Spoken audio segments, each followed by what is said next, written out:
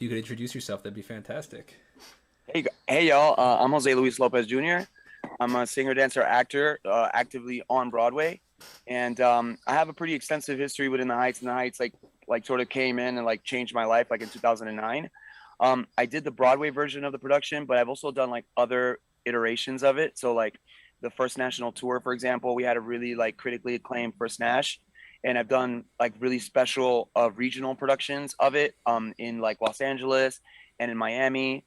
And I had the luxury of like and the honor of like being included in the actual film adaptation of the movie, which is now in theaters. Everybody's like enjoying that. So it's just like the gift that keeps on giving. I'm obsessed with the show. Like the show, just like I said, like it just like changed my life. That is so wild. So it's been a while. It's been 12 years being involved in it. It's actually Yeah, pretty wild. So yeah. can you go into like the process of how you even got into it, how it started, like that first 2009, starting out with Within the Heights on Broadway? How did that happen? Right, right. So like this is actually like I've only shared this story like one time because it's so crazy. But but essentially like prior to auditioning for In the Heights, I saw they made a 30-second commercial for the In the Heights on Broadway. And I saw that like in passing randomly. At this time, I was attending New World School of the Arts, which for those of you that have never heard of it, it's kind of sort of like the Juilliard of the South.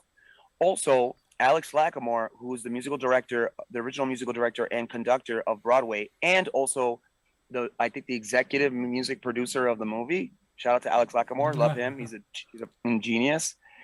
He also went to New World School of the Arts, and there's a couple other heads in the cast, and even in the original Broadway cast that went to New World. So like a lot of us like kind of like go through those realms. Hmm. I was studying there, and I found like so I saw the show 30 seconds. I like put it in the back of my brain. And then, because I was in school, right? So all of a sudden, I was on Craigslist, which I don't know what the heck I'm doing on Craigslist. Well, everybody was on Craigslist. It's like this is like before like Yeah, Etsy. exactly. This is Sure. before like all this stuff. Absolutely. So like in Craigslist.org/, like temporary gigs,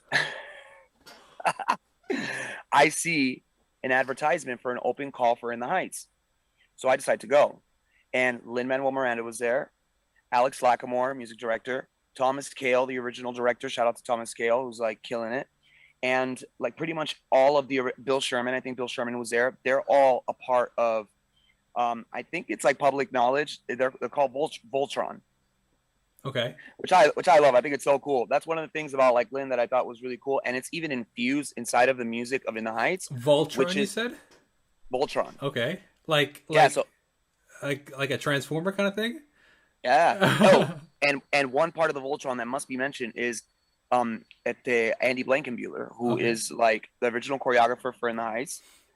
I hope that they revive In the Heights because like people need to see this show on Broadway. Like the movie is fantastic. Like Chris Scott and Eddie Torres Jr. Choreographically like did their thing. They took it up to this like level that's like wow, that's like really overwhelming. But like the nuance and like the intelligence and the mindset of like the choreography on Broadway must be experienced. I think the world's going to be able to experience it because yeah. So I'd agree. I um, think I think that the movie is a great way to kind of revamp it, not revamp it, but like kind of bring it back to into like the forefront of people's mind, and kind of right, bring it back. I think it would be a perfect segue to go right back into Broadway after that. right. So that is the craziest story that I've ever heard. Like working on Broadway from Craigslist is the craziest thing. And also like inside of that like they were having me read because for the first national tour I got a principal role which was a graffiti p so I played graffiti p in the first national tour. In the Broadway production I got hired as an ensemble member because at that time I was like crafting my versatility as a dancer, so I came in as a Latin dancer but they needed a guy that could do urban movement, so like that's what kept me on Broadway. So I was in there reading for the whole team. Like I was like so green. I walked in there with a rinky dink like music, a sheet music of like John Legend's Ordinary People, which I have a tendency as a baritone to like sing songs that are like way too high for me. So that so Lacamoire, being so amazing that he came in and like he was like, hey, so I think we want to just like what do you need, and like transpose the music down to fit me. I that was a gift because they don't do that like in every room. Yeah. So yeah, so basically, and I thank him for that because I think that moment he allowed me to like arrive and like And basically what would happen is that like that audition, there was like 400 people there. Wow. In And New so York City or where? Where? no, so New World School of the Arts is in Miami. I'm from a place called Hollywood, Florida, but like it's adjacent to Miami.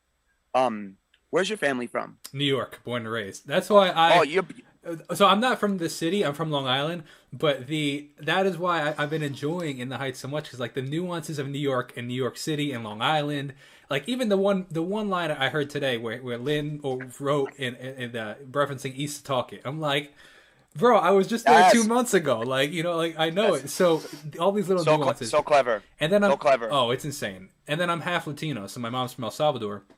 So Oh, I wow. relate to a lot of the while it's Puerto Rican, right? Like most of it, like Yeah. it is. There's still a lot of Latin nuances in it that I just highly relate to. So it's very, very interesting. Yeah, absolutely. That's amazing, man. Shout out Yeah. to El Salvador. That's Yeah, lit. absolutely. So I love that is such a wild story, man. I can't like that is so crazy that it you continue. Sorry, yeah, absolutely. Sorry, that's my bad. 'Cause No, this please. This is too good. I want to hear So, it. so inside of that, like they boiled 400 dancers down to who would get hired was 2. Oh my gosh.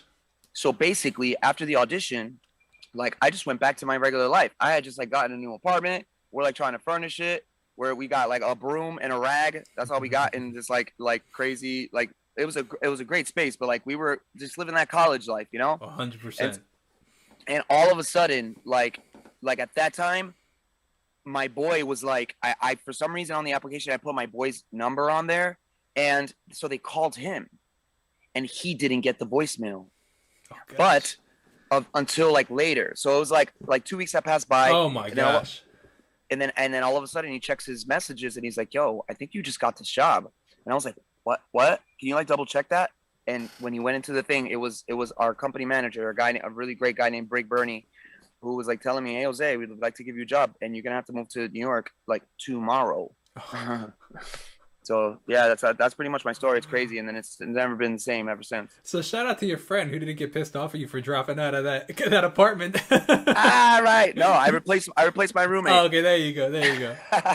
No, that is wild, man. That is so cool. So it's so cool how so many things work it out for you in that situation. The fact that first of all you got that appointment to get into that from Craigslist of all places, right? Craigslist. Guy. Then Craigslist. Alex Lacamoire changes the key for you, works with you on the audition. Like who does that? and then the fact that you still got the part 2 weeks later after you didn't respond for 2 weeks that they waited for you is crazy.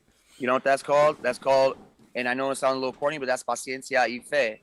Absolutely, 100%. I love that reference though. That's a good reference. It's one of my favorites, man. That's a good reference.